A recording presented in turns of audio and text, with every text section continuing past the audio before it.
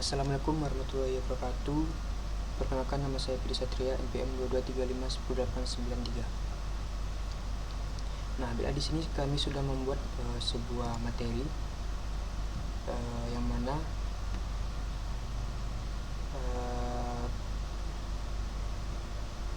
prediksi kelulusan mahasiswa berdasarkan performa akademik artificial neural network. Nah, kami dari kelompok 7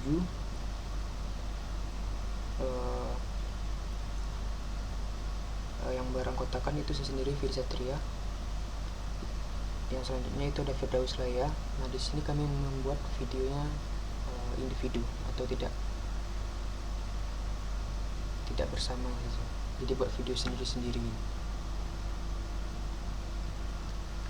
Nah, baiklah, di sini saya akan menjelaskan pada PPT ini, yang mana materinya itu prediksi kelulusan mahasiswa berdasarkan performa akademik.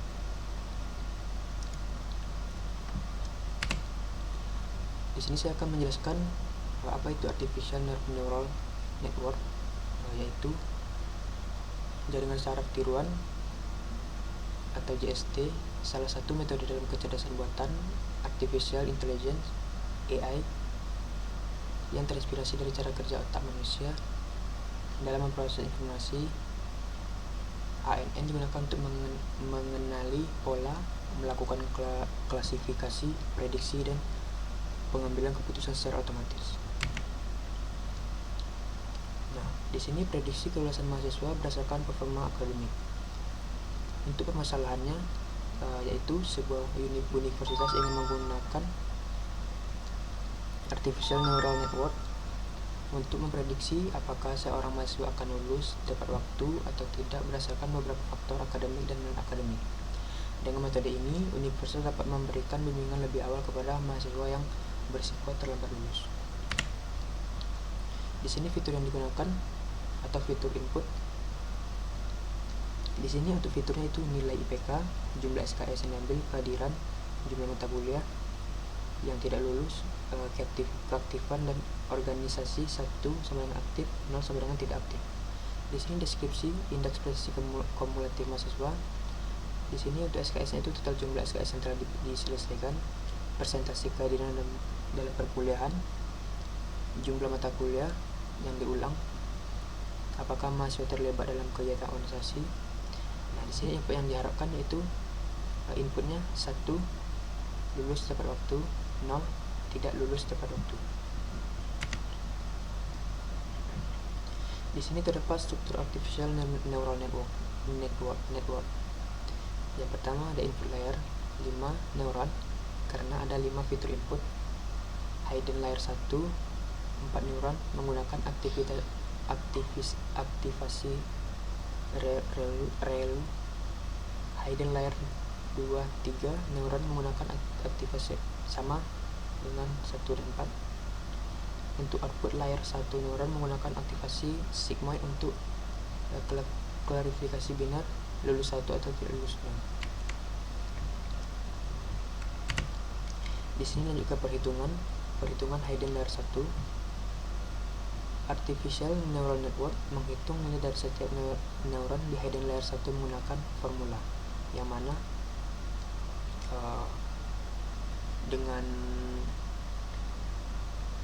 menggunakan rumus di bawah ini, Z sama dengan buka kurung W kali X tutup kurung ditambah B, di mana W yaitu bobot ini, W ini bobot, X input atau fitur mahasiswa.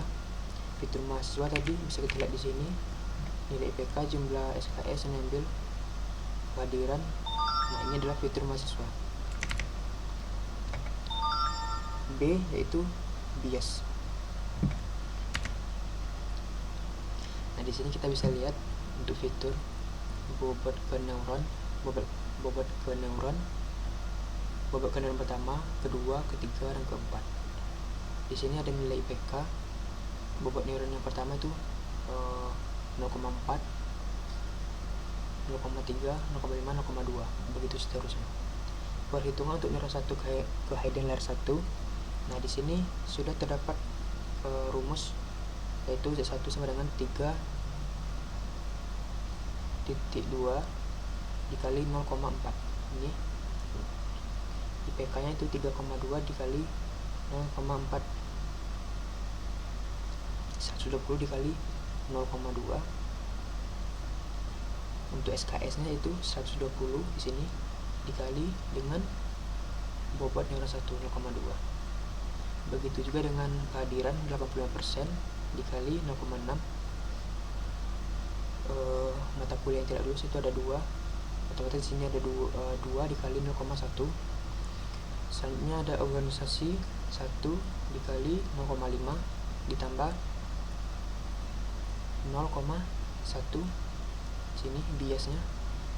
Nah, di sini terdapat hasilnya, yaitu 3,2 dikali 0,4, yaitu hasilnya sini, seperti di sini. Begitu juga dengan yang ini, hasilnya di sini.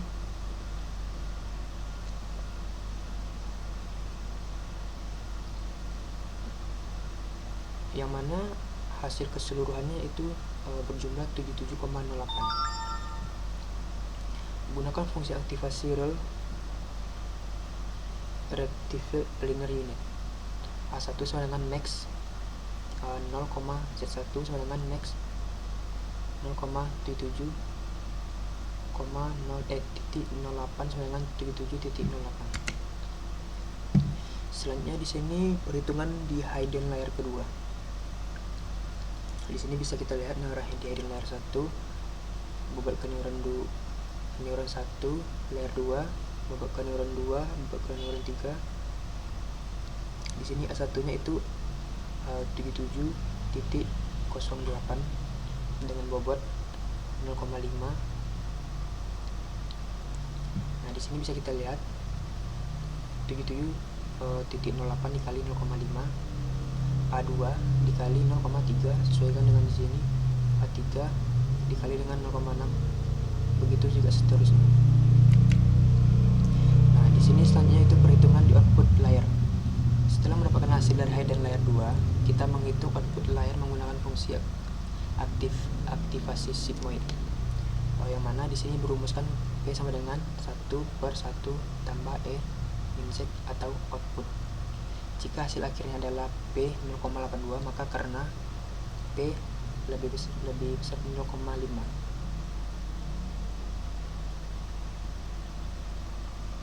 maka masih diklasifikasikan sebagai lulus tepat waktu. Nah, di sini codingannya yaitu menginputkan IPK mahasiswa,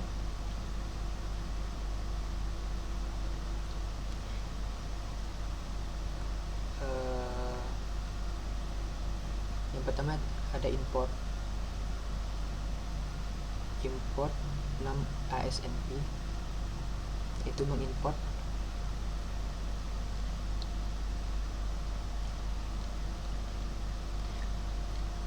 datasetnya, itu berisi IPK, SKS, kehadiran mata kuliah tidak lulus, dan keaktifan organisasi sebagai input, label output 1 lulus, 0 tidak lulus. Nah, di sini itu nilai-nilai yang sudah terinput, yang mana nilai IPK, SKS, kehadiran mata kuliah yang tidak lulus, dan keaktifan organisasi. Untuk outputnya, jika di sini lulus, di sini adalah output dari IPK yang sudah diinput pada codingan ini. Nah, di sini bisa kita lihat untuk yang pertama itu lulus, yang kedua itu tidak lulus dengan IPK 2,8 tidak lulus, sedangkan di sini SKS untuk keaktifan organisasinya itu tidak memungkinkan. Selanjutnya itu lulus, tidak lulus, 3,2 lulus, 2,7 tidak lulus, 3,8 lulus, dan tidak lulus.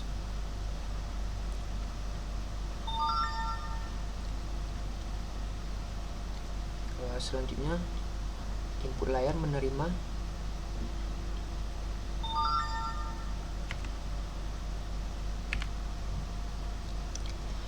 menerima 5 fitur hidden layer. Layer yang pertama itu ada 1.8 di sini bisa kita lihat 1.8 aktivasi rel. Layer yang kedua 2/26 neuron aktivasi rule RRLU. Yang ketiga 4 neuron aktivasi RLU. Output layer 1 neuron aktivasi sigmoid untuk klasifikasi binar lulus atau tidak lulus. Nah, mungkin di sini bisa kita lihat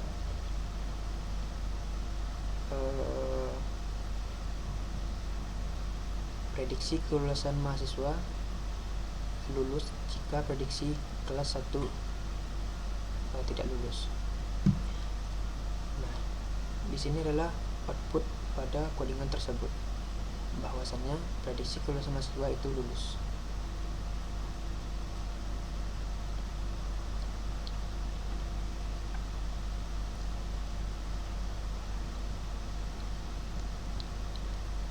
Jika lulus 0,5 maka dianggap lulus. Di sini bisa kita lihat itu prediksi kelulusan mahasiswa baru, evaluasi model dengan database testing, melatih model dengan database training. Nah, di sini bisa kita lihat untuk outputnya tadi yaitu kelulusan mahasiswanya itu lulus. Baiklah, di sini yaitu untuk kesimpulannya, menggunakan artificial neural network menghitung kemungkinan apakah mahasiswa akan lulus tepat waktu atau tidak menggunakan bobot, bias, dan fungsi aktivasi ReLU dan sigmoid dalam setiap lapisan. Yang kedua itu ada jika output 0,5 misalnya 0,82 maka mahasiswa dianggap lulus. Lebih besar dari 0,5 misalnya 0,82 maka mahasiswa itu sendiri akan dianggap lulus. Jika lebih kecil dari 0,5 maka sebaliknya. Baiklah, mungkin hanya ini saja yang dapat saya jelaskan dan sampaikan. Semoga apa yang saya jelaskan bermanfaat bagi teman-teman yang sudah melihat video saya. Lebih dan kurang saya mohon maaf. Wabillahi taufiq wal hidayah. Assalamualaikum warahmatullahi wabarakatuh.